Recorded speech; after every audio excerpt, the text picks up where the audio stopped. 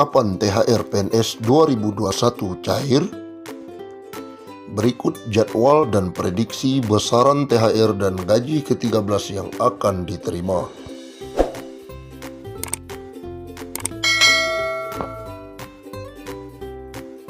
Simak jadwal dan prediksi besaran THR dan gaji ke-13 tahun ini. Sebelumnya, pemerintah berjanji tunjangan hari raya alias THR dan gaji ke-13 pegawai negeri sipil atau PNS tahun 2021 terbaru, THR PNS yang diprediksi cair awal Mei 2021 dan dibayar penuh tanpa potongan. Sebagaimana janji Menkyu Sri Mulyani Indrawati pada tahun 2020 lalu. Janji tersebut dilayangkan Sri Mulyani karena tahun lalu pemerintah tak bisa membayar THR sekaligus gaji ke-13 kepada PNS karena anggaran fokus untuk penanganan pandemi COVID-19. Gaji ke-13 dan THR sesuai ketentuan sebelumnya akan dibayarkan secara penuh sesuai dengan tunjangan kinerja, ungkap Sri Mulyani dalam konferensi pers RAPBN dan Nota Keuangan 2021. Jika THR PNS 2021 benar-benar cair, PT Bank Permata Tbk Joshua Pardede menuturkan, dampak kebijakan pencairan THR cenderung terbatas dalam peningkatan konsumsi masyarakat. Sebab PNS tak lebih banyak dari pekerja di sektor swasta maupun sektor informal.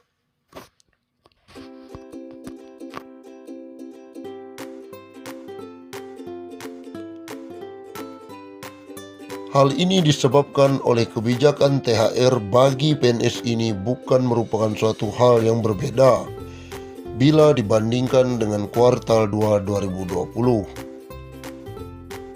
Joshua juga menggarisbawahi adanya larangan mudik dari pemerintah yang berpotensi membatasi daya beli. Artinya, sekalipun THR cair, aliran konsumsi menjadi tak merata di setiap daerah. Pelarangan ini diperkirakan masih akan menekan sektor transportasi dan pertumbuhan di luar Jawa, karena arus aliran konsumsi ke daerah yang menjadi terbatas, sebut dia. Joshua menilai peningkatan konsumsi masyarakat justru terdongkrak oleh stimulus lain ketimbang pencairan THR PNS. Stimulus tersebut adalah subsidi dari belanja online nasional menjelang Lebaran. Konsumsi masyarakat juga bakal terkerek ketika para pengusaha benar-benar membayar THR kepada para pekerja.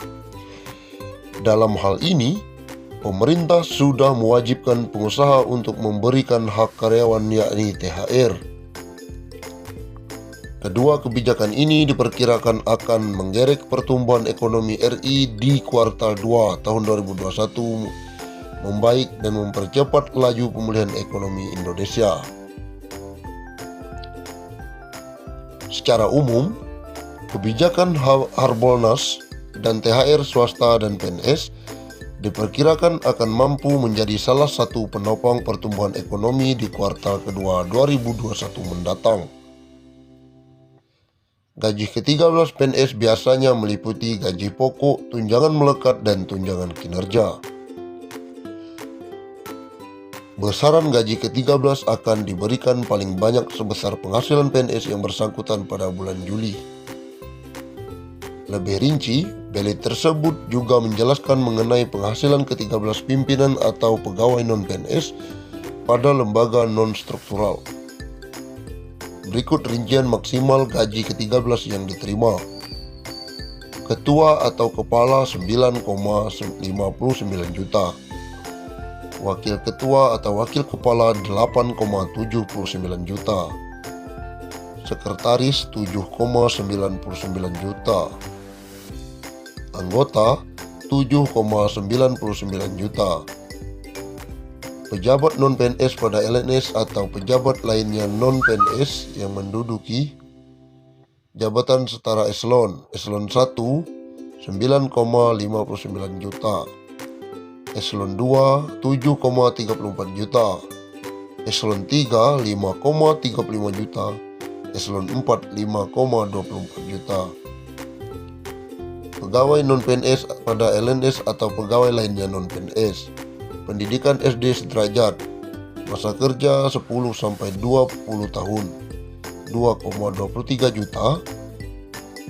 Masa kerja sampai dengan 20 tahun 2,97 juta. Pendidikan SMA D1 sederajat. Masa kerja 10 tahun 2,73 juta. Masa kerja sampai 10-20 tahun 3,15 juta. Masa kerja sampai di atas 20 tahun 3,73 juta. Pendidikan D2 D3 sederajat. Masa kerja 10 tahun 2,96 juta. Masa kerja di atas 10-20 tahun 3,41 juta. Masa kerja sampai di atas 20 tahun 4,04 juta. Pendidikan S1 D4 sederajat. Masa kerja 10 tahun memperoleh 3,48 juta. Masa kerja sampai di atas 10-20 tahun 4,04 juta. Masa kerja sampai 20 tahun 4,76 juta. Pendidikan S2 dengan masa kerja 10 tahun 3,73 juta. Masa kerja di atas 10-20 tahun 4,3 juta. Masa kerja di atas 20 tahun 5,11 juta. Sedangkan THR nilainya dihitung dari jumlah gaji pokok yang diterima PNS beserta tunjangan-tunjangan yang melekat di dalamnya. Berdasarkan peraturan pemerintah nomor 15 tahun 2019, besaran gaji pokok PNS berjenjang sesuai golongan dan lama masa kerja.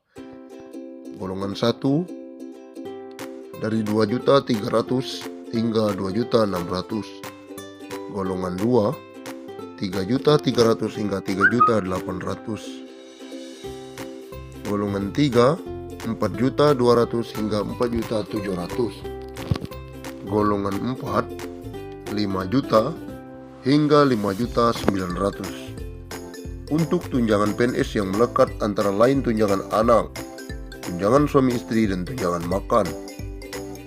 Tunjangan makan yang diatur dalam Peraturan Menteri Keuangan nomor 32 tahun 2018 yakni 35.000 untuk golongan 1, 37.000 untuk golongan 2, 41.000 untuk golongan 3. Lalu, PNS juga mendapatkan tunjangan suami istri yang besarannya sebesar 5% dari gaji pokok. Terakhir, yakni tunjangan anak yang ditetapkan sebesar 2% dari gaji pokok per anak dengan ketentuan maksimal 3 anak.